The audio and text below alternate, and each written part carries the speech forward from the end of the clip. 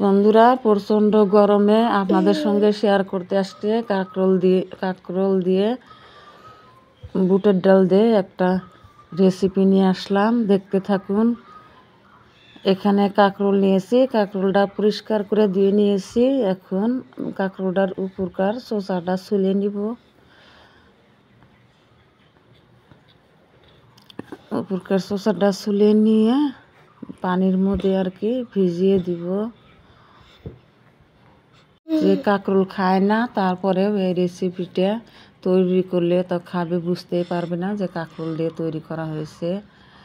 এভাবে সবগুলা কেটে ধুয়ে পরিষ্কার করে নিব।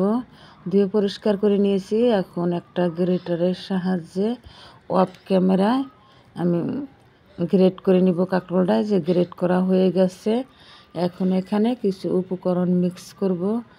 এখানে মসুরের ডাল নিয়েছি বেটে, মসুরের ডাল বাটাটা দিয়ে দিলাম। এখানে মরিচ নিয়েছি, আদা ফেসা করে নিয়েছি পাটায়, মরিচটা দিয়ে দিলাম, কাঁচা মরিচ, আদা রসুন জিরা বাটা, পেঁয়াজ কুচি দিয়ে দিলাম এখানে। এখন শুকনা মরিচের গুঁড়া দিয়ে দিব, লবণ, হলুদ গুঁড়া সব কিছু দিয়ে মাখিয়ে নিব। এখানে চালের গুঁড়ো দিয়ে দিলাম। আপনারা চাইলে ময়দাও দিতে পারেন অথবা আটাও দিতে পারেন। আমি চালের গুঁড়া দিয়ে দিলাম,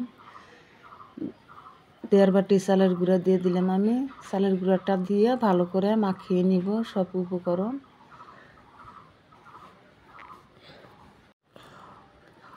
আমার এই যে মাখানো হয়ে গেছে। এখন আমি চুলায় একটা কড়াই বসিয়ে দিয়ে তেলটা বসিয়ে দিয়েছি আগে থেকে। তেলটা মিডিয়াম আছে গরম করে একটা একটা করে এই যে বড়ার শেপ দিয়ে দিব। বন্ধুরা, হাই হিটে দিতে যাবেন না, হাই হিটে দিলে পুড়ে যাওয়ার সম্ভাবনা থাকে। মিডিয়াম আছেই বড়াগুলো ভেজে নিতে হবে। এভাবে কয়েকটা বড়া দিয়ে দিব। 4টা এখানে দিলাম, আরো একটা দেওয়া যাবে আরো একটা দিয়ে দিব এখানে। দিয়ে একটু হালকা লাল করব অত লাল করব না, হালকা করে ভেজে নিব বড়াটা। হালকা করে ভেজে এই যে উল্টে নিয়েছি, অফ ক্যামেরায় উল্টে নিয়েছি, হালকা করে ভাজা হয়ে গেছে। এখন তুলে নিব। এইভাবে সবগুলাই আমি ভেজে নিব। এই যে ভাজা হয়ে গেছে আমার বড়াটা। এখন এখানে একটা কড়াই বসিয়ে দিয়েছি, কড়াইটা গরম হয়ে গেছে কড়াইটা সরিষার তেল দিয়ে দিলাম পরিমাণ মতো। সরিষার তেলটা গরম হয়ে গেছে। এখন পেঁয়াজ কুচি দিয়ে দিব, তারপরে রসুন কুচি দিয়ে দিব, দিয়ে একটু কয়টা কাঁচা লঙ্কা কুচি করে নিয়েছি দিয়ে দিব এখন একটু নেড়ে নিব আর কাঁচা গন্ধটা যাওয়া অবধি। এখানে বুটের ডাল নিয়েছি, বুটের ডালটা আমি ভালো করে কুকারে সেদ্ধ করে নিয়েছি। এখানে এই যে একটু ভাজা হয়েছে একেবারে লাল করব না এটাও। এখন এখানে কয়েকটা গোটা জিরে দিয়ে দিব। গোটা জিরে দিয়ে জিরাটা ভাজা হইলে ডালটা দিয়ে দিব। এখানে আদা রসুন দিয়ে দিলাম। আদা রসুনটা ভেজে নিব এর মধ্যে, তেলের মধ্যে কাঁচা গন্ধটা যাওয়া অবধি এখন এখানে মরিচটা, শুকনা মরিচ দিয়ে দিলাম, গুঁড়া মরিচ আমি আমার পরিমাণ মতো দিয়ে দিলাম। আপনাদের পরিমাণ অনুযায়ী দিয়ে দিবেন। হলুদ গুঁড়ো দিয়ে দিলাম, লবণ দিয়ে দিলাম, দিয়ে তেলের মধ্যে একটু ভেজে নিব, একটু পানি দিয়ে মরিচটা ভেজে নিব।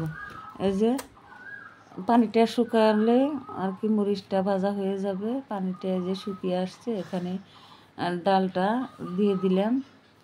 ডালটা দিয়ে ভালো করে মিশিয়ে নিব, মরিচ মশলার সাথে মিশিয়ে নিয়ে একটু এখন ঢাকা দিয়ে রেখে দিব। কালারটাও কি সুন্দর আসছে দেখুন। এটা সবজি অনেক সুস্বাদু, অনেক টেস্টি হয় সবজিটা। ঢাকা দিয়ে রেখে দিলাম। এই যে আবার একটু নেড়ে দিব। এখন নেড়ে দিয়ে ডালটা কষানো হয়ে গেছে। এখন পানি দিয়ে দিলাম পরিমাণ মতো। অত একটা পানি আর কি দিব না আমি, ডালটা যেহেতু আগে সেদ্ধ করে রেখেছিলাম। অত একটা পাতলা করব না এটা আর কি। এখানে যে গরম মশলা আগে থেকেই এলাচ, লবঙ্গ, গোলমরিচ, জিরা সব দিয়ে ভেজে নিয়ে আর কি বেটে নিয়েছিলাম। এখানে গরম মশলাটা দিয়ে দিলাম, দিয়ে নেড়ে চেড়ে এখন এখানে এই যে বড়াকটা দিয়ে দিলাম। বড়াকটা দিয়ে এখন নেড়ে চেড়ে নিব আর কি। নেড়ে চেড়ে নিয়ে বন্ধুরা আমার সবজিটা প্রায় হয়ে আসছে।